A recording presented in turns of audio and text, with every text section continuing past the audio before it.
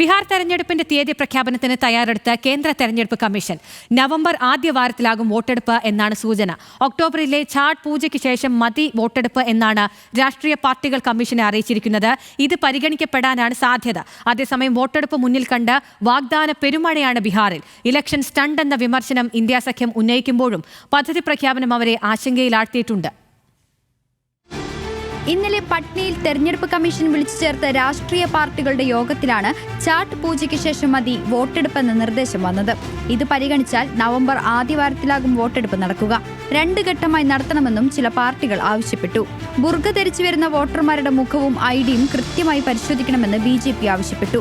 മുഖ്യ തെരഞ്ഞെടുപ്പ് കമ്മീഷണർ ഗ്യാനേഷ് കുമാർ അടക്കമുള്ളവർ യോഗത്തിൽ പങ്കെടുത്തു. അതേസമയം ഏറെ വിമർശനങ്ങൾ സൃഷ്ടിച്ച വോട്ടർ പട്ടിക പരിഷ്കരണത്തിൽ അന്തിമ പട്ടിക പൂർത്തിയായപ്പോൾ പല മേഖലയിലും 10,000-കണക്കിന് പേർ പട്ടികയ്ക്ക് പുറത്തായെന്ന പരാതികൾ പുറത്തുവന്നിട്ടുണ്ട്.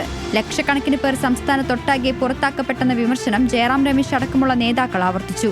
ബീഹാറിലെ ജുനൌനിലെ ഒരു വീട്ടഡ്രസ്സിൽ 247 പേരുകളെന്നതടക്കം നിരവധി ക്രമക്കേടുകൾ അന്തിമ പട്ടികയിലുണ്ട്. അതേസമയം തെരഞ്ഞെടുപ്പ് ചട്ടം നിലവിൽ വരുന്നതിന് മുൻപേ ബീഹാറിൽ വാരിക്കോരി പദ്ധതികൾ പ്രഖ്യാപിക്കുന്ന തിരക്കിലാണ് കേന്ദ്ര സർക്കാരും JDU സർക്കാരും.